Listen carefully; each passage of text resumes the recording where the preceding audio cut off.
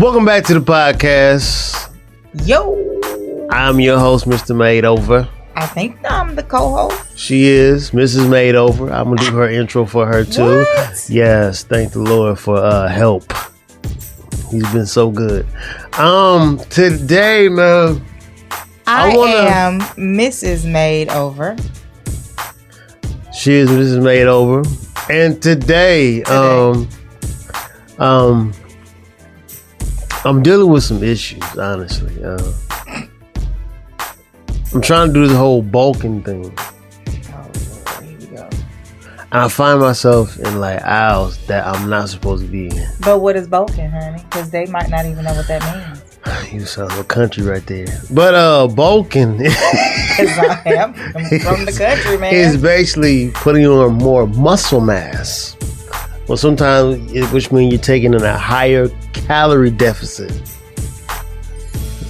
I sound like a trainer right there. Deficit, that means that ain't the right word. I'm sure it's a deficit. Calorie deficit. Bigsby, what's the meaning of deficit? We're not sponsored by Bigsby. I didn't understand that. See. Here we go. Stop. But I'm taking in more calories, so I'm trying to count my macros. You are talking all this stuff. These people gonna be like, what? Listen, macros is how many calories No, you take.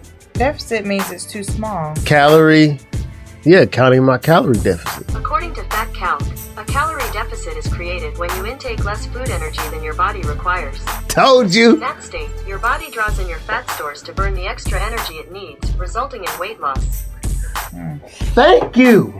So I've been counting, tracking my calories, man, and I'm just like, it's funny because I'm not really a big eater, but I can be a big eater. Hey, you eat all the time. I would die if I don't. So You will not. You can go days before. Starvation. You know. You You can go days without food. It's the water that you need. calorie deficit. Like that, I was in Walmart today. So I'm like, okay, bet. My wife said, get some plates. Bet, get some plates. Plus, I needed something to hang up, That's what I said. my light stuff in the studio. So I'm like, man, as I'm, and they always get you in the check. Watch that checkout aisle, please. Watch the checkout aisle. You want some big Walmart? Yeah, why I go to the little one? Because I know the little one don't have stuff to hang up stuff. They just got, miniature stuff. But I'm just looking at all kinds of pies. Y'all keep me impressed. Fat guy in a little That's basically what it is. But Fat guy. all kinds of pies and like the calorie, but the calorie on it though. Okay, it was 400 and something calories. 490 to be exact. That's good that's bad calories. I'm not gonna lie. That's so bad calories, horrible. yeah. And y'all, he's sitting over there. This how he laid back. This is kind of good. That's what's up. But I'm still on this bulking stage. I still have been working out every day. Matter of fact, I still gotta work out for this night in. But we'll see. I'm still getting it. At the end, I'm still on track.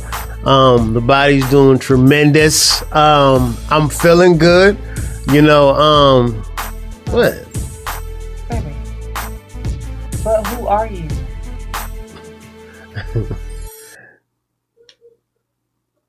That's a good question. So who am I? That's what we're talking about. You talking about like weight loss stuff. But who are you? Well, I'm glad you asked. Today's topic, we're going to be talking about Who am I? Not who are you or who am I? It's more of like a self-check. Because honestly, we have to get to the stage where we ask ourselves, like, who am I? Like, what is your identity? That's a question. Oh, I thought he was talking to y'all. So who am I? What is my identity? Yeah. That's easy. I am a mom, I'm a wife, I'm a teacher, I'm a friend, I'm a daughter, I'm a granddaughter. That's what you mean? No, I'm talking about like, what's your identity Oh, like me. as a person, as an individual? If I remove, come on now, I feel it. My hair. Sir, don't. If I remove you as a mother, you as a daughter, you as a sister, you as everything around you from your career. I mean, if I stripped you down bare, who would you be? That's the question. You trying to peel back layers today, huh? That's the only way we get to the root, baby. It's the only way we get to the root. Shifting my chair a little bit. So, if you peel back all layers, who am I? Where do I derive from, basically? What defines you? Like, or would you like me to just take the lead on this dance? Dance. No. If I go back. Good place to start. Back. So starting out, who am I? If you were to peel the layers back of me, I heard, can I quote somebody I heard today? Yeah. Oh, okay. As long as you give them their props. Yeah. So, if not, it's stealing. The Woman Thou Art Loose 2020 virtual conference. I think it was the opening, and Bishop Jakes said that it is not the beauty, like, I'm cute right now. It's not this that propels me forward. Mm-hmm. It's the beast that is. I think I caught the. Yeah, you caught the tail end of that. You were getting ready to leave out. I figured I couldn't listen to it because I'm not a woman. And not Val It was good. Loose stuff. No, it was real good. So when I think about that in those terms, there's always a multifaceted part. So if I go back to, if I take this beauty away, and some of the things that define me was I came from a single parent home for the most part. I witnessed divorce. Not so nice divorce, I'll say that. I had, sorry, Daddy, but I had, sorry, Daddy. That's all I can say. You put your people out there. I am, and they're gonna come for you. Get me, but my father was incarcerated, so I grew up having to visit him in that arena, and so that started to automatically shape me. And then there were some obstacles just trying to be able to get to know my father's side of the family from the man my mom had married. And so from that frame of everything I had gone through and everything I had experienced, that began to form me as a young girl, as a preteen, and as a teenager, and just started to frame my mindset. So I come from brokenness. I come from depression. I come from low self-esteem and being the child or the kid. Let's talk about the low self-esteem. Okay. Because I know a lot of people deal with that. I've dealt with that. I know it's hard to tell now. But you were basically like a teen heartthrob. Who, me? You were the cheerleader. You were prom queen. Yeah. You were all these accolades, like that. A lot of young ladies wish they can even be in that type of category. I know a lot of women who used to want to be cheerleaders. Yeah. Cheerleaders roll together like packs. And then, you know, and they were Or always inspiring. they were always cute. I was You know, not all of them. for the most part. I always felt like if you was a cheerleader, you know, like you had eyes on you regardless of the situation. Yeah. Everybody wanted to date a cheerleader. But I married one. But at the I cheered like for a little bit. listen, either way, whether you cheered like that's It like was an down in NBA. my heart, but That was like an my NBA rhythm, dude to say. I can't. I was only in the NBA for one day. One day. You still an I NBA tried player. out. That's it. But you were basically like compared to a lot of people, you're the cutest of the cutest. But to hear that you say that you were broken, Yeah. you were basically shattered as a young person. Yeah. Very So speak to the person that is cute. And it's like, to me, it's like, how would you feel broken? It's like, because you're cute. Oh, I mean, man. you're gorgeous. I mean, and you said you had low self-esteem. Did you have low yeah. self-esteem, or was that? Yeah, no, I did. Ooh. I don't even know where to start with that. I'll just go from, I just remember being, I remember when I was younger. And I remember I was chunky. I went through my phase where I was very slim, like our oldest daughter. And I was just literally straight up and down. And then at some point, somewhere, at about between, I want to say 7 and 10, if I can give a range, I started to pick up. Hold on. How old is my daughter? She's 7. Oh, I gotta She see don't it. eat like that.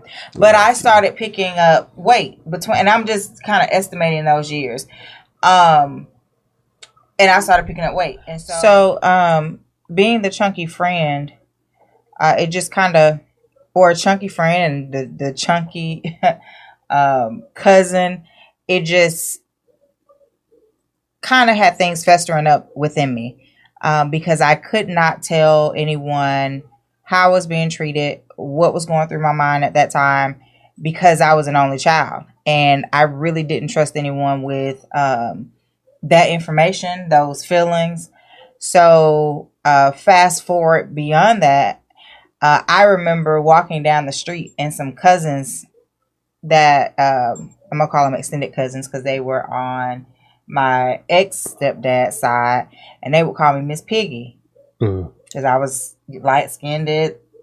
You know, my mom always had my hair up in a big ponytail with a big bow in the Piggy front. ain't light-skinned. Man, hush. And so that's... Just saying. You could pick. They got some weird names down here. They don't even go together. That was tough. So anyway, that was how, like, I would be walking home from school and they'd be behind me, Miss Piggy, Miss Piggy. They go, Miss Piggy, y'all. It was just like, really? So I went through that bout of depression for a very long time. I did not come up out of it. So you picked on and bullied. Oh yeah. Yeah, Right. that was just the beginning. Like that wasn't even like that was just the beginning of it. So you would say that because We'll go on and on. yeah, part of your childhood is what shaped a lot of your adult. Oh yeah. It And that's where I wanted to get to. yeah. That's where I wanted to tackle who am I? And I think a lot of times we don't go back into our childhood and see what has defined us as an adult. Right. And I think that we live for a lot of other people's puppet shows. Oh yes, all the time. And I think that we basically put them as God over our lives, if you pay attention to it, because anything that they said, go, and it went and it stuck. And then it formed us into an image mentally, because I feel like if you get anybody's heart or mental, you can control them. It's easy. But I know for me, it wasn't only the mental, because it started then coming out on the outside. Yeah. So by high school, physical wise, 9th grade year, that's when I really became the hot commodity, as so to speak, because then I went through this phase where right before my freshman year, I had shredded all that weight. Not the right way either. Like I did not eat like I was supposed to, and different things like that. Let's hold up before you run over that speed bump, because I believe people need to understand that just because the outside look good doesn't mean that the inside is okay. A lot of time the outside looks very good and it looks appealing, right? But the inside is so destroyed and it's so wrecked. And I think a lot of I'm gonna say a lot of people, because men deal with it too.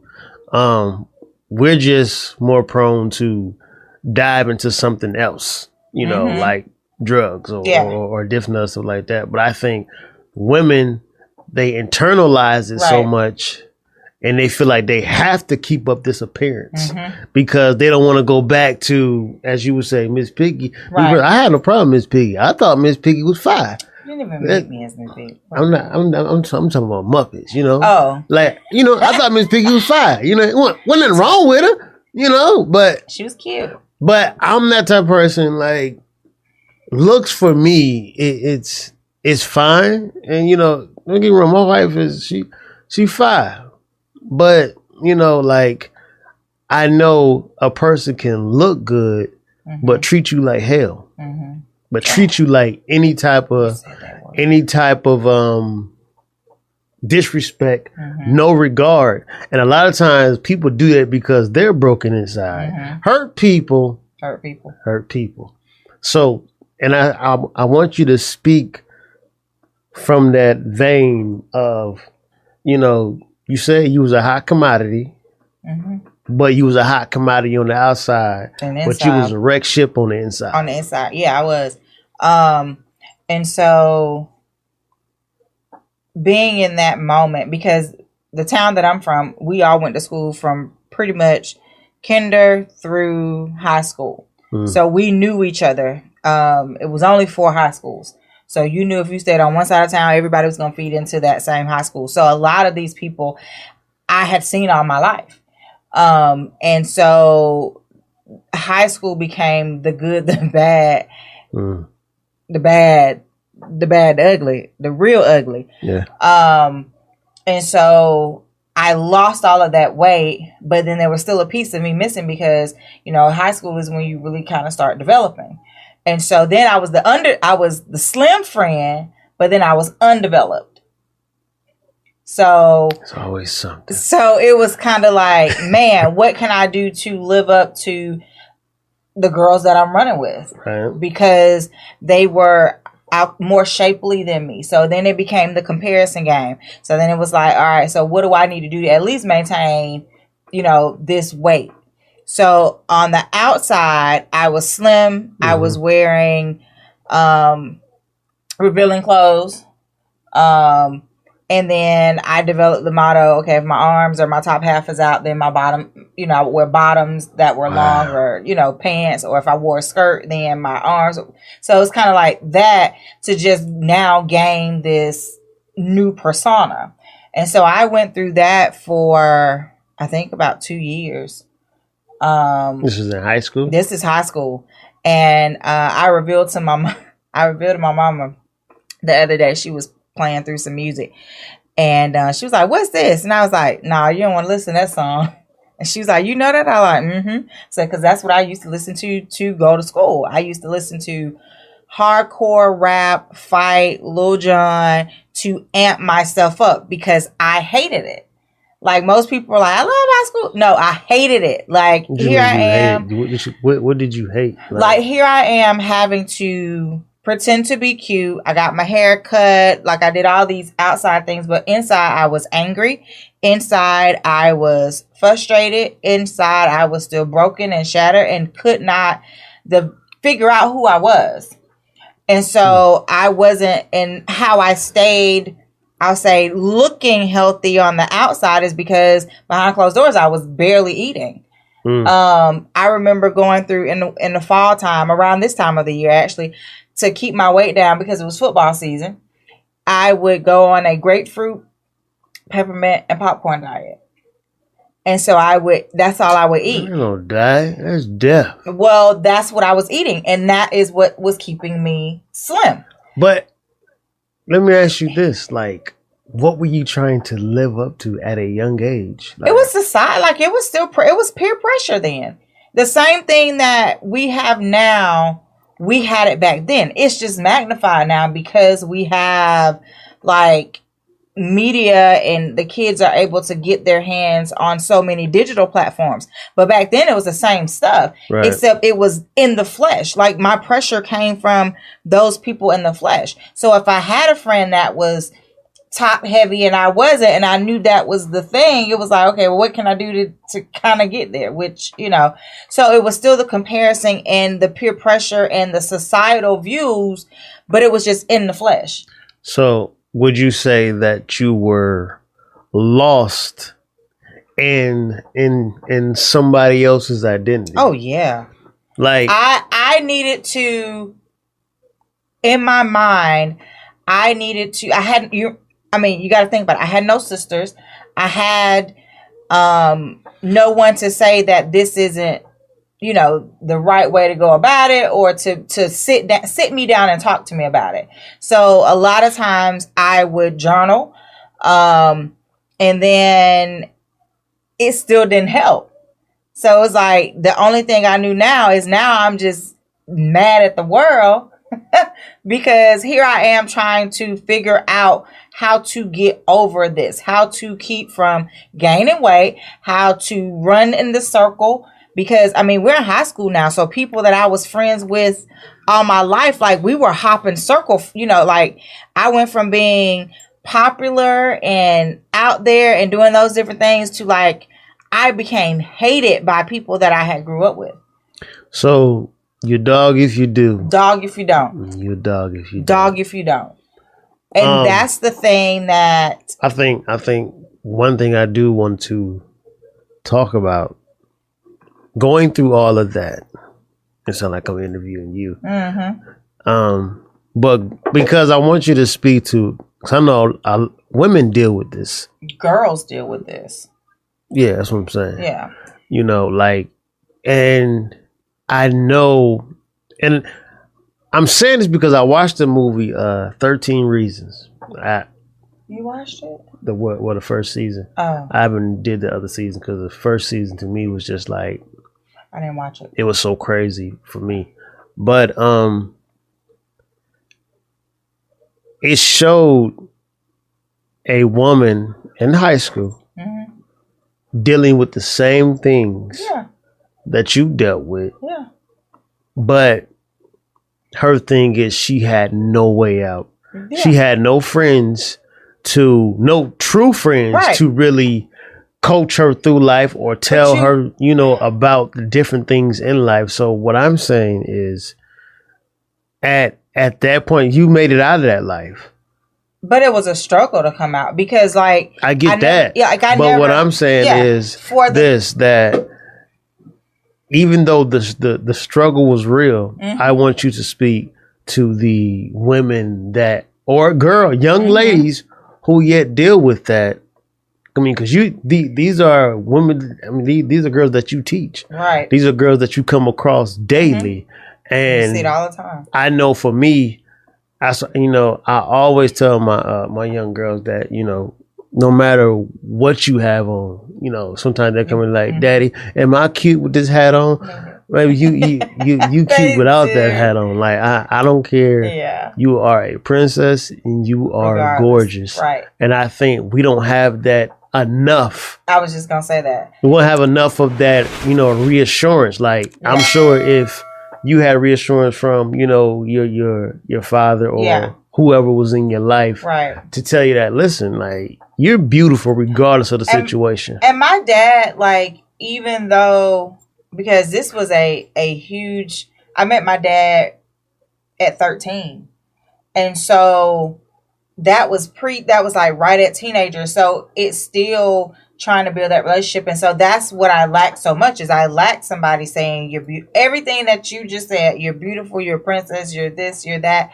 I didn't start getting that until I was already a teenager. By that time, so much had gone on and so much had happened to where it was too late to be saying it now, because it was kind of like you're trying to catch up and then wipe away everything that was going on.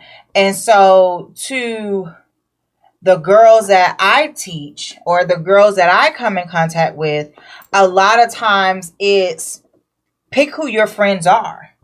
Be okay if you have on. I wore hand-me-downs, and so a lot of the kids, like I said, and my hand-me-downs didn't come from siblings. My hand-me-downs came from cousins. My hand-me-downs, I wore some of my mama's clothes because I was like big enough at a young age to be able to fit some of my mama's clothes. So a lot of those things, and that's how I relate to the kids. Okay, so what? It's a hand-me-down. Is it in good condition? All right, you got clothes on your back? Then that's what matters. But being able to talk to them I know your friend may have this, and you don't have that, but the bigger picture is you still have clothes, you still have shoes. So I push more of the look at yourself and be okay to be different and to stand apart. I honestly tell people, dare to be different. Yeah.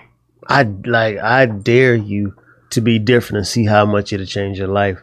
So I know for me, because mine's is short. Yeah. Because I think for me, like, I had siblings. Like, my older brother was always labeled the gorgeous one, and I was just the one that was like left out. I used to look in the mirror and call myself the ugly duckling. And I will always like downplay myself. Like, and I remember dating this girl, but I remember dating her. I had a flashback. Please don't. But and I loved this girl. I thought I did, and I probably did, because for me, I always led with my heart. Regardless of the situation, I always led with my heart. And I remember being on three-way. This is when three-way was popular back then. But I remember she was talking to my best friend, and I remember her saying, I kind of wish I never told him that I loved him. And that right there, when I tell you, shattered my whole world. I felt like life was over. But I remember going through that and feeling so shattered, so wrecked at a young age, and it was hard for me to bounce back from that. And I know the power of, at a young kid, that's why I think a lot of stuff happened to a lot of people at a young age. Just like, if I derail them at this young age, it'd be difficult for them to get out of this as an adult. And that, I think a lot of times, that's what you're saying. That's what the identity is. That's who you are. You are shaped in, being not accepted. You're shaped in trying to live up to what society is, man. And I think for like, you have to speak to the point of like how did you get out of that? Or did you get out of it? I did not. That's the key. Yeah, that's the key. I struggled after that for years. Most of it became the self-image. Most of it became the low self-esteem I fought with. Still to some extent now. And it's easier to deal with because now I can go back and I can identify, like, this is kind of what got me here, or these were my triggers. But it's something that I'm not gonna say I'll never get over it, or never. Like, it just is something that has shaped me, and then in some sense, I learned to embrace it, but not embrace it to be stuck in that spot or stuck in that mentality of, like, I used to, like, the eating thing. My eating habits are still all over the place. Just depends. But I know how to now check myself and realize where I am. But that is because I had to get to a point where I said, pretty much enough is enough. And so I detached myself from. At what age were you when you did this now? Like, were you still in high school? Like, No, I was were an you adult, like now? Oh no. No, like I struggle. You know, my biggest struggle was I think after I had Nicole. Wow. Because it was like, ooh, second child, we married, we really hadn't had enough time, and then I couldn't get over that weight. Like I couldn't, like I had lost, like it was easy to lose the weight with our first, but then the second, that's when I realized like, ooh, I'm back in Miss Piggy phase, because I just it was just hard to shake it for many reasons, and so I'm now just starting to come out of. I'm gonna be honest. When I just made the decision, COVID realm, to do something about the weight that I have been carrying for 3.5 years, that was when it was like, okay, I gotta go back to what is gonna make me happy, what is gonna get me back to thinking positive about myself, because I had gained so much weight and I did not feel like myself. Yeah. And so all it did is, as an adult and being heavy set, every time I sit on a scale, it reminded me of when I was younger and I was heavy set. But as an adult, it was just kind of like I wasn't going anywhere, so I didn't have people to tease me. But in my mind, I was teasing myself. Or I was talking about myself, because I would try on clothes. You know, I would try on clothes and be like, ooh, look at my stomach and da-da-da.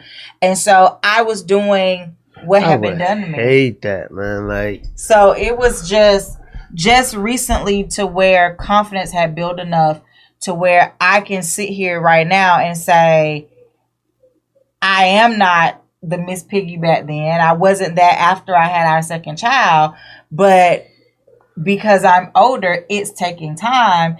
And so I'm now going about it in a healthier way than before. So your shift happened in 2020. Yeah, my shift just I'm so recent with. Now you gotta think, like, she just gave a story of back when she was young, a child, right. And just now, just recent, in 2020, you said, you know something, enough is enough, right?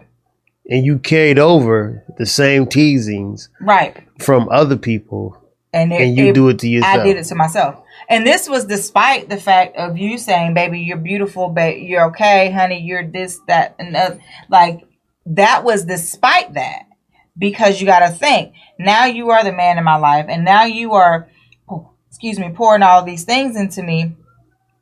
But it's almost like having to fill up because I didn't get it enough then. So I had to learn to take what you were saying and be like, no, he's really for real, like seriously. And so that I started to accept what you were saying, and because I started to accept what you were saying, then it was kind of like I need to now believe what he's saying. So no matter if I'm big, I'm small, if society says that, you know, I'm supposed to be, I think the chart is 135 for my height and my age, but that 135, like you can see collarbone, like you can see my collarbone, like I was able to stick my hand down in there. So it's, society is saying one thing, and this is something I teach my students. Forget about what society has said. Yes, it is so easy to fall into those realms, and it's difficult now, but I have a husband who keeps me off of regular TV. And then having a movie background, when you say people been airbrushed and people been this, that, and the other, like having that information kind of. They don't know what you're talking about when you say movie background. Oh, he did some movie acting a little bit, you know. That's why we got all this stuff behind, you know, all this. We'll talk about that on future podcasts. But with all of that information and all of the reassurance that you had given me, then it was like, man, society, lying. Society A bold, they say a bold-faced lie. Society is a bold-faced lie, period. Like, put a pin in it. Because there is no way that we're all going to be supermodel thin, because that is not healthy. It's not in the genes. Right. It's not in the genes. So I tell my students, men or younger boys and girls, be comfortable with who you are. I don't care if your friend is decked out head to toe with name brand stuff and they get their hair cut. Whatever you are and however you feel comfortable, that is who you be. So let me ask you this then. So when can you say that you found true happiness then? Once I started working out and seeing, once I truly listened to you and started jumping rope, and I started feeling different before I started seeing results. And so once I started feeling different, just body wise, stamina wise, I was like, ooh, I like this. Ooh, I can do this. And then I was hiding. You weren't here, but I was hiding from the girls. And I was trying to scare them because they kept trying to scare me. And so I was on the side of their dresser and I was on the floor. And I was able to military crawl and was moving, y'all.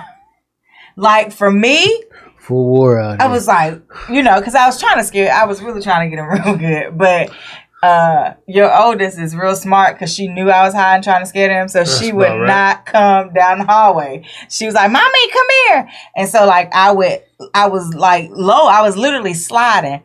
And I was able to do so with my arms. And that is when I realized, like, ooh, I am making some progress. And then my sprints, being able to do things that I could not do 6-7 months ago and be winded and not be able to laugh and move around with my kids.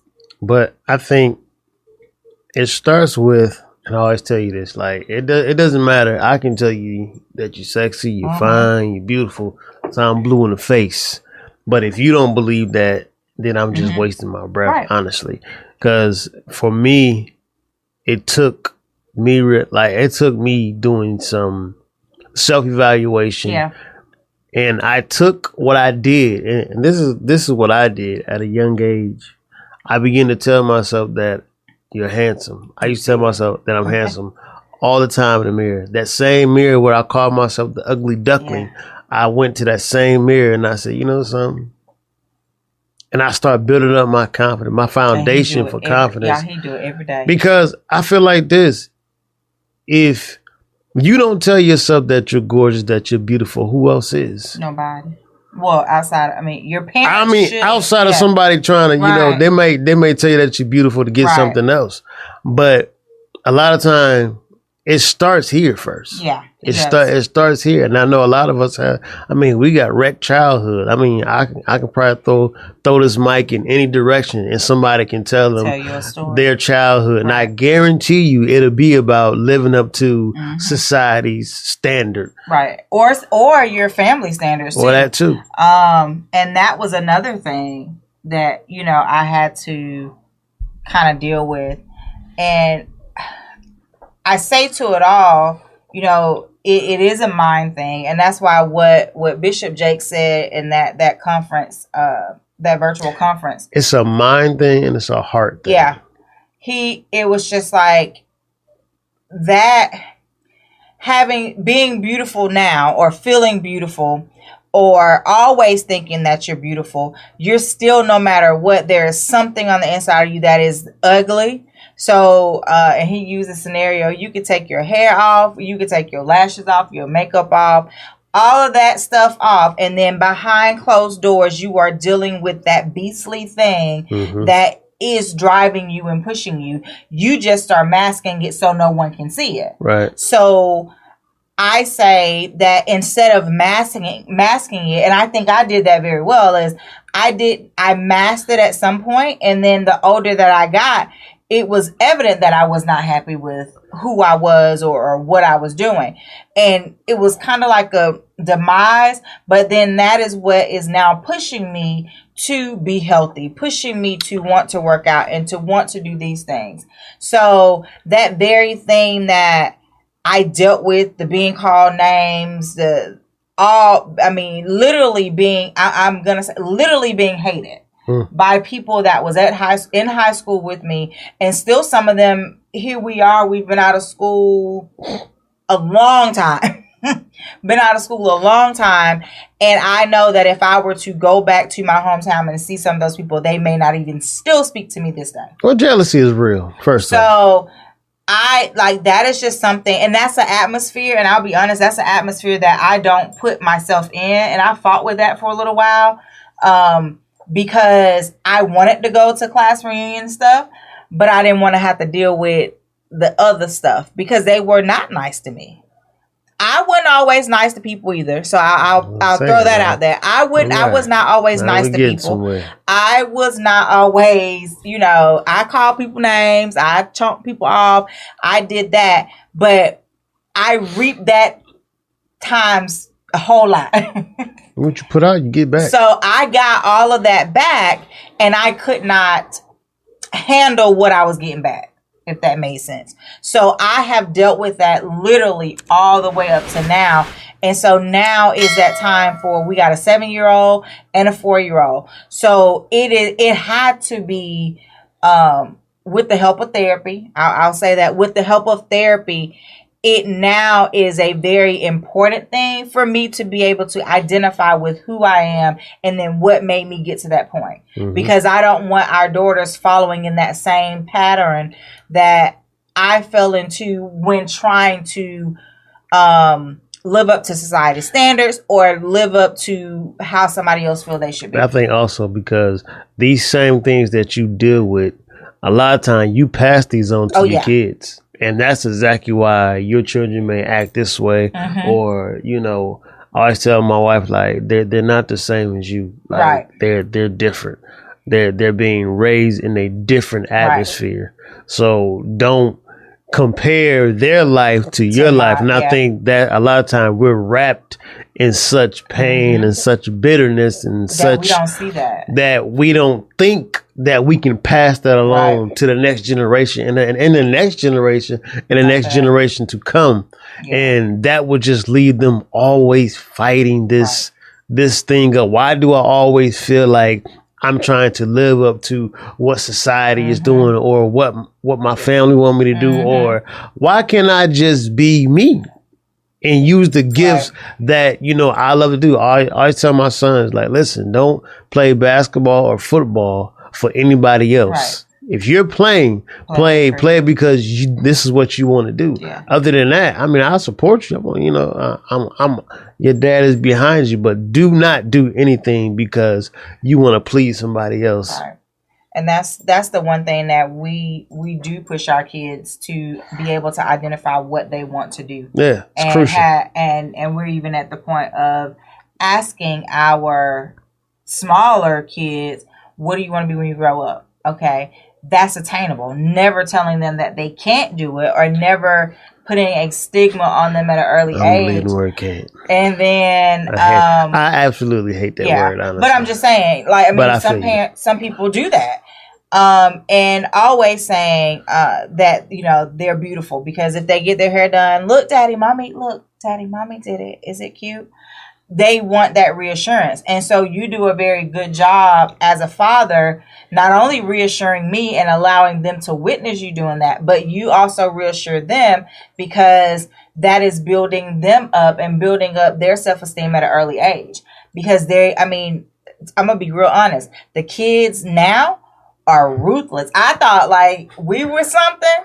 No, the kids now are ruthless because they have access to everything they have access to. But I guarantee you, the kids that are ruthless now, if you look back in their parents' day, their parent passed that along. It got passed along. Oh, yeah. I totally agree. It's just more smart now. Like now, you can be ruthless behind, the keyboard or your phone. Or your phone, whatever. You can just create another account and just go in on people nowadays. Or through the game, whatever. So at the end of it all, it is very important that we find out who we are. Identify that. You are never too old to find out who you are, what you stand for. It is not about society. It is not about the next person. It is not about your family or your friends. If there is no one to tell you that you are beautiful or that you are handsome, I say take the strategy that my husband has said and look in the mirror. And it's weird because he's made me do it, and it's kind of creepy. It's not weird. It's only weird. It's weird because I had never done it. If you do not believe it. Yeah. If you don't believe it, it's like, why am I saying it? But when you begin to feel this thing, right. you begin to feel like, do it. Repetition is key for me. Right. But and that's what I was going to say. Just keep saying it until it becomes a habit and until you start to have that thing embedded. So whatever it is that you're struggling with, if that means taking some time off social media, unfollowing some people, because the biggest thing is, and we hear this all the time, social media, they're only showing you like I'm just going to show you the cute side of me. I'm not going to show you like when I'm having a bad day, when I am depressed and I'm laying in the bed with like all my blinds closed and the lights off and the TV off and I'm crying. I'm not going to show you that. But those are the beastly things, that, and I keep going back because it was so good. Those are the beastly things that we need to start showing our children. We need to start showing others, because as long as we are portraying somebody different on social media, portraying that life is just so grand and I got we're all gonna always be someone we're really not, and we are not gonna know who we are. Because we've put on that facade, we've put on that mask for so long. So we need to actually break down those barriers and start showing people the good, the bad, and the ugly. And I think when you show them that, be mindful of who you show. Don't show everybody. Right. I mean, like, have somebody in your corner that can help you deal with these type of things. I think a lot of times we try to deal with stuff that is like out of our realm, right? Not built to deal with things alone. You have to have that person to keep you accountable, and that you can lean in towards. I think the great what's his name? My boy, Miles. Not Miles. My boy Les Brown. Yeah. My boy Les Brown, and I took this quote with me. And he said, I think he got it from somebody else too. But the quote is, if there's no enemy within, then the enemy outside can do you no harm. And for me, that's such a powerful thing, because regardless of who may not like you, or basically, I think people don't like you because they just disagree with what they're doing. Right. But for the most part, who doesn't like you, who's just not rocking with you, as my young people say, if you don't rock with yourself, that's that enemy. Like, the worst enemy is you. And it's gonna always be. Yeah. It's always gonna be you. You told me that forever. And if you live for their acceptance, you'll die from their rejectance. Yeah. So, I mean, this concludes this podcast, and I just want to tell y'all to be encouraged in this time of supposed to be sitting still, but I want y'all to understand that it's inside. Yeah. Outside is good. Take care of your inside first.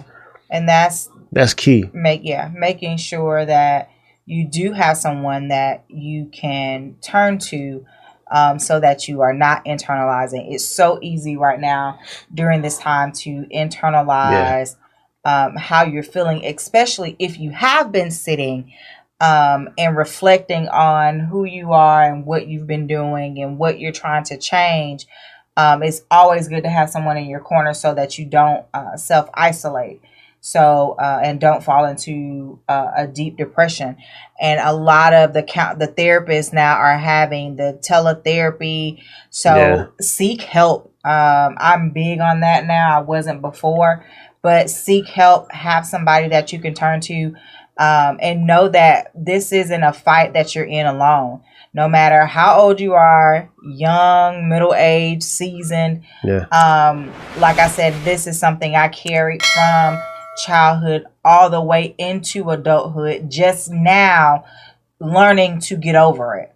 So we ask that today that you think about who you are and what can you do to change your mindset if it is negative. And if you can't find anybody, we're always here. Feel free to reach out to us. And don't forget to hit that like button and that subscribe button. Hey, don't forget to turn on notification bell. So you know when we posting. Yes. This has been good. Man. That's a lot. Find out who you are. Who are Discover you. Yes. Discover you. Are you? And like we always say, keep God first.